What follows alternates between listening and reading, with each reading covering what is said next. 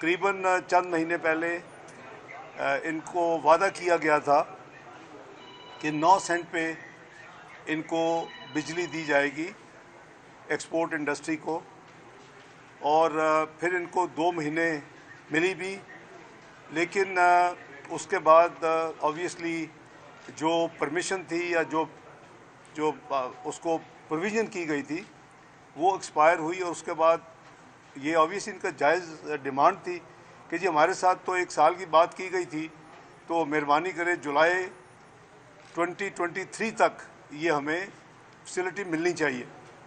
मैं ये सिर्फ याद करा दूं कि ये एक्सपोर्टर्स थे जिनके साथ हमने 10 जनवरी 2017 को एक पैकेज दिया था इनको 180 बिलियन रुपीस का, जब हमारा IMF का प्रोग्राम मुकम्मल हो गया था। और इन्होंने उसके बदले में हमसे वादा किया था कि ये कम से कम 10% एक्सपोर्ट पाकिस्तान की बढ़ाएंगे। और इन्होंने अल्लाह ताला के फजल करम से बाद में शाहिद खाकान नवाज़ी साहब प्राइम मिनिस्टर बन गए, तो अगस्त में फिर मुझे शाहिद खाकान नवाज़ी साहब ने ये इनकी रिप्रेजेंटेशन करते हुए ये कहा कि इनको 67 बिलियन का और पैकेज दे दें, पाकिस्तान को एक्सपोर्ट्स की ज़रूरत है। तो हमने वो भी दिया, लेकिन 247 अरब की टारगेटेड एक्सपोर्टर्स को रिलीफ कह लें या ड्यूटी ड्रॉप बैक कह लें, या जो इनकी जो इनपुट्स हैं उनमें जो टैक्सेस हम कलेक्ट करते हैं उसको उसकी वापसी कह लें, जो भी नाम दे लें, मैं इनका मशकूर हूँ कि इन्होंने 12.7% एक्सपोर्ट्स बढ़ाई। उसके नतीजे में अगर उसी मॉडल को आने वाली हुकूमत फॉलो करती तो जो उसने पहले 3 साल में 4000 अरब से ज़ायद कर्जे अपने ऊपर चढ़ा लिए एक्स्ट्रा, सिर्फ डिवैल्यूएशन की वजह से, जो कि $20 बिलियन थे, और उन 3 सालों में जो एक्सपोर्ट्स बढ़ी वो सिर्फ $800 मिलियन थे। तो उसकी वजह ये थी कि रुपए को खुला छोड़ दिया, स्पेकुलेटर्स उससे खेल उन्होंने शुरू कर दी, और हमने देखा कि जो तबाही हुई। मैं हमेशा अर्ज़ करता हूँ कि ये जो अनरीजनेबल मार्केट बेस रुपए को हमने किया था अल्हम्दुलिल्लाह PMLN ने, जब मैं फाइनेंस मिनिस्टर था फरवरी 1999 में, तो ये मार्केट बेस करेंसी है। लेकिन इसका ये मतलब हरगिज़ नहीं कि हम अपनी करेंसी को खुला छोड़ दें और जो चाहे वो स्पेकुलेटर्स और जो हुंडीज़ और इस तरह की चीज़ें जो हैं वो इसमें अपने यानी करोड़ों और थोड़े से अरब बनाए, और मुल्क जो है वो हज़ारों अरबों के एडिशनल लोन के नीचे दब जाए। तो मेरा ख्याल ये बड़ा फेयर है। और कोई कल आप देखें कि जो UK में पिछले चंद दिनों में इंटरवेंशन हो रही है, आप देखें कि आपके नेक्स्ट डोर इंडिया ने अपने इंटरवेंशंस की हैं, बांग्लादेश ने इंटरवेंशंस की हैं, इंडिया ने तो करीबन $100 अरब उस इंटरवेंशन में लगा दिया। हमारे पास तो इतने रिसोर्सेज ही नहीं है। ये अल्लाह ताला का ख़ास करम है। चूँकि 98-99 भी हमारे साथियों को याद है, 20, 13, 14 भी याद है, मेरे साथ डीलिंग की बात कर रहा हूँ रुपए की मजबूती के हवाले से। तो अल्लाह ताला के फजल करम से मैं जहाज़ में जब बैठा, न्यूज़ कन्फर्म हुई तो मार्केट ने खुद ही मेरे कहे बगैर अपना काम शुरू कर दिया। मैं उनको मशकूर हूँ, मैं आपके ज़रिए उनको मैं शाबाश देना चाहता हूँ। लेकिन इसमें यह भी मैं क्लियर करना चाहता हूँ कि जेन्युइनली मैं एज ए प्रोफेशनल साबित कर सकता हूँ कि इसकी सही कदर जो है वो 200 से नीचे है। और अगर बैनुल क़ौमी अदारे के कहीं बैठ के मुझे ये साबित करना पड़े कि जी ये सिर्फ अभी तो डंडा तो चलाया ही नहीं, लेकिन उसकी नौबत ही नहीं आई, ये मैं समझता हूँ कि मार्केट का बहुत मैं मशकूर हूँ कि मार्केट सही डायरेक्शन में जा रही है, मार्केट आपको सही करेक्ट कर रही है। वो फ़र्क जो 12 रुपए था मार्केट यानी ओपन मार्केट में और इंटर बैंक में, वो रिड्यूस हो गया, 1 रुपया रह गया। अल्हम्दुलिल्लाह पाकिस्तान के इस प्रोसेस में आज के रेट जो गालबन 222 के करीब बंद हुआ है, तो पाकिस्तान के करीबन 2600 अरब पब्लिक डेट एंड लाइबिलिटीज़ में कमी आई है, 1 रुपया वापस किए बगैर। जैसे वो ऊपर जाता था तो जो तबाही होती थी, अब जो नीचे जो डॉलर नीचे जा रहा है, रुपया ऊपर जा रहा है, अल्हम्दुलिल्लाह वो पाकिस्तान की कौम को फ़ायदा हो रहा है, पाकिस्तान की मईशत को फ़ायदा हो रहा है। तो coming back to the main point, मैं समझता हूँ कि हम कोशिश हमारी हुकूमत कर रही है मियाँ शहबाज शरीफ साहब की क़यादत में कि हम जो कुछ वसाइल के अंदर रहते हुए बिज़नेस कम्युनिटी को, पर्टिकुलरली एक्सपोर्टर्स को, किसानों को, इनको जो कुछ हम असिस्ट कर सकते हैं वो हम अपना हिस्सा डालें।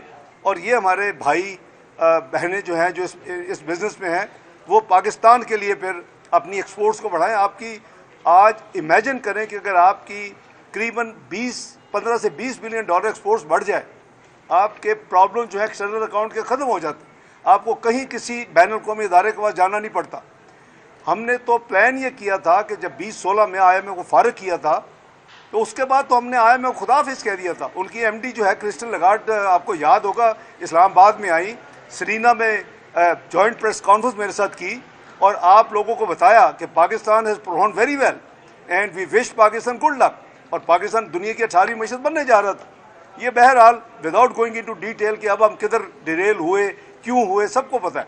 हम अभी 54th इकॉनमी प्रोजेक्ट हो रहे हैं 2034 में। बहर एज ए सेड के लेट्स मूव ऑन। तो फास्ट फॉरवर्ड बात यह है कि आज इनसे मुआहदा ये हुआ है। एक तो मैंने इनको गुजारिश की है और मैं मशकूर हूँ कि इन्होंने मेरी बात मानी। मैंने कहा डॉलर की बजाय ना रुपये में सोचना शुरू कर दे, हर चीज़ रुपयों में सोचें।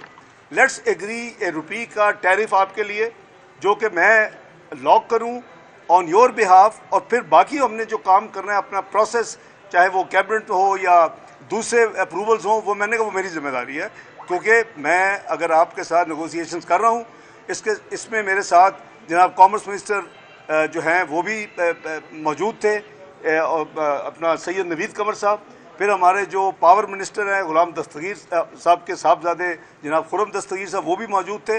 तो हमारी ये सिटिंग थी, मेरी एक मीटिंग थी, इसलिए आपको थोड़ा सा गैप के साथ बाद मैंने बुलाया। इनके साथ रेट तय हुआ है रुपयों में। अब ये 9 सेंट की आपसे बात नहीं करेंगे, उसको खुदा ना खास्ता अगर कोई वायलेट करेगा तो उसकी इनकी गिला बनेगा। 19 रुपये 99 पैसे फ़ी यूनिट इनको चार्ज करेगी जो हमारी बिजली की मिनिस्ट्री है थ्रू ऑब्वियसली डिस्कोस। और जो फ़र्क होगा हमारी कॉस्ट जो है गवर्नमेंट की उसका और 19 रुपये 99 पैसे का जो फ़र्क है वो ऑब्वियसली जैसे हमेशा होता है वो गवर्नमेंट ऑफ पाकिस्तान या वजारत ख़जाना बर्दाश्त करेगी। तो मैं इन सब साथियों का, जनाब गौहर एजाज साहब का, ज़ुबैर मोतीवाला साहब का, इनके पूरे साथियों का मैं नाम लूँ तो 15 मिनट और लग जाएंगे। तो हमारी बड़ी प्यार मोहब्बत के साथ माजी को यादें सामने रखते हुए ये आज कंक्लूड हुआ है।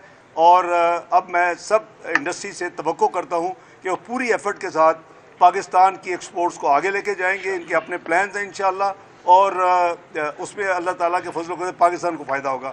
अगर इसी सिर्फ इशू के मतलब को सवाल है तो इसमें सवाल ये है इसहाकदार साहब, सवाल ये है कि ये जो अब वजारत ख़जाना कितना जो है वो बर्दाश्त करेगी बोझ, ये ज़रा इसका फाइनेंशियल इम्पैक्ट बता दें। ये करीबन 90 से 100 अरब होगा एक साल का। और जिन बैंकों ने सब मनी लॉन्ड्रिंग की है 10 बैंक के, उनके खिलाफ आपका इन्वेस्टिगेशन इज गोइंग ऑन, उनके खिलाफ क्या एक्शन लेंगे? ये मैं इधर तब नहीं अनाउंस करूंगा ना, ऐसे जब रिजॉल्व करके आए तो मैं अनाउंस आपको शेयर करूंगा, लेकिन आप इंतजार करें। हर चीज़ 10 दिन के अंदर नहीं हो सकती और हमने कई चीज़ों को हल किया। जी ये जो रेट है, एक मिनट में आता हूँ। ये जो रेट है टेक्सटाइल का या बाकी सेक्टर्स के लिए? सॉरी, ये टेक्सटाइल के लिए जो रेट किया है, पांचों ये बाय द वे ये ऑल इंक्लूसिव है। ये पांचों जो एक्सपोर्ट सेक्टर्स हैं हमारे उनके लिए, ये सिर्फ टेक्सटाइल के लिए नहीं है।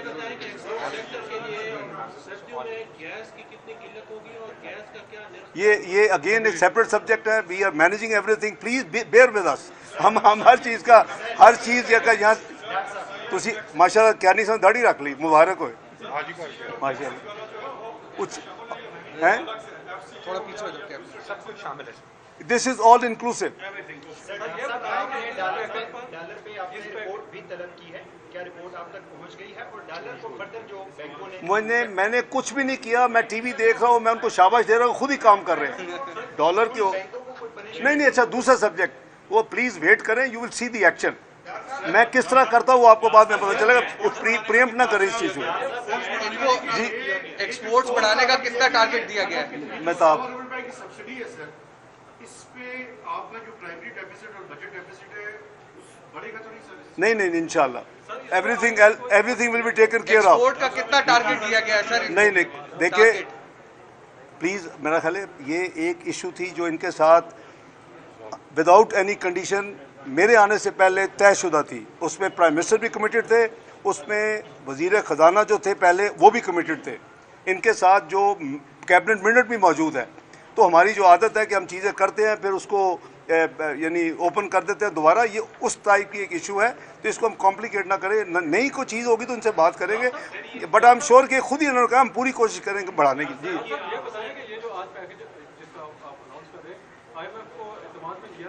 मुझे इत्मीनान लेने की ज़रूरत नहीं है भाई,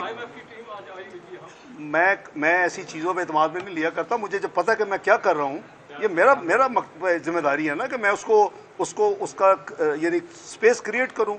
मैंने इसकी स्पेस क्रिएट कर ली है। मैं प्रूडेंट फैसले करने में बिलीव करता हूँ। तो अगर मैंने ये दिया है तो उसके लिए मेरे पास सोर्स मौजूद है।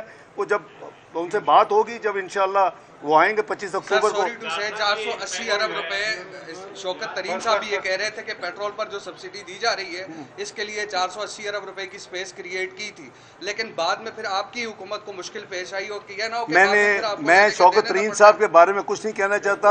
वो मैं समझता हूँ कि उनकी गैर जिम्मेदाराना थी, लेकिन वो आप जाने वो जाने। मुझे एक वाकया बता दें जो मैंने अनाउंस किया और वो बैकअप ना हो।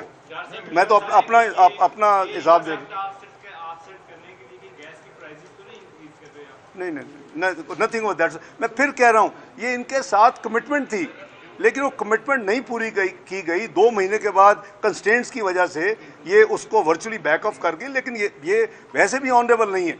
अगर हम कमिटमेंट करते हैं, ये हमारा मजहबी फ्रीज़ा भी है, नेशनल फ्रीज़ा भी है कि हम उसको ऑनर करें। उसको ऑनर किया। मैंने सिर्फ एक तब्दीली की है कि मैंने 9 सेंट को 19 रुपये 99 पैसे में कन्वर्ट कर दिया है। और इनकी कोशिश थी कि मैं चूँकि कह रहा हूँ कि 200 से डॉलर कम होना चाहिए, ये 18 रुपये होना चाहिए। मैं अंदर की स्टोरी भी बता देता हूँ। तो ये इन्होंने फ्लेक्सिबिलिटी दिखाई है। तो वर्चुअली ये बाटा का रेट इनका, मैं 20 रुपये तो राउंड ऑफ था।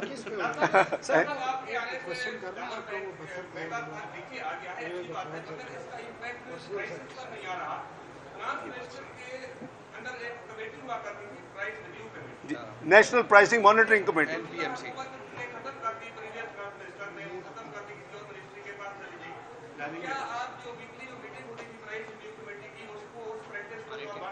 भाईजान ये कभी भी there is always time lag.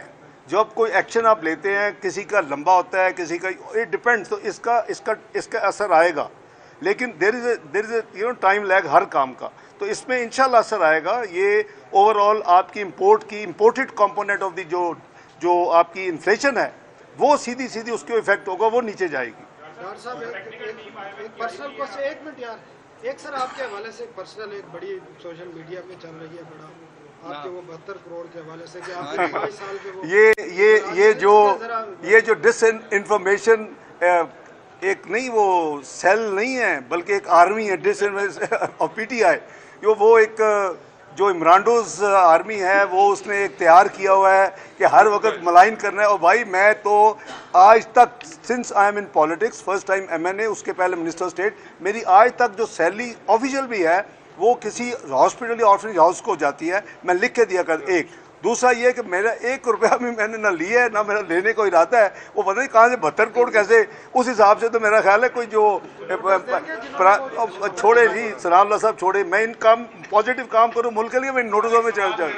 लोगों को सब मैंने उसका जवाब मैंने प्रीवियस मिनिस्टर और जो कांग्रेस मिनिस्टर है सिटिंग और जो पानी बिजली, उन्होंने एक बात कही थी कि जो बिल्स आए हैं इन पे लेट फीस चार्जेस नहीं लगेंगे।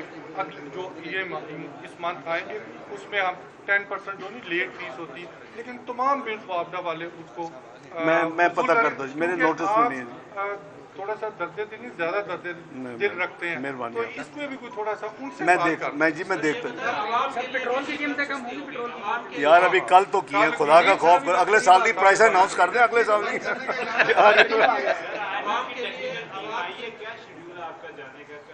जी वो एनुअल मीटिंग शुरू हो रही है जी ट्यूसडे से। तो मंडे को हमारी टीम जा रही है, सेक्रेटरी फाइनेंस में, गवर्नर स्टेट बैंक जो जाते हैं हर साल जो स्टैंडर्ड होता है, आपको पता ही है। जो उनके गवर्नर्स हैं या अल्टरनेट गवर्नर्स हैं, 1-2 एक्स्ट्रा हमारे जो सपोर्ट स्टाफ होता है, हम जा रहे हैं जी मंडे को हम।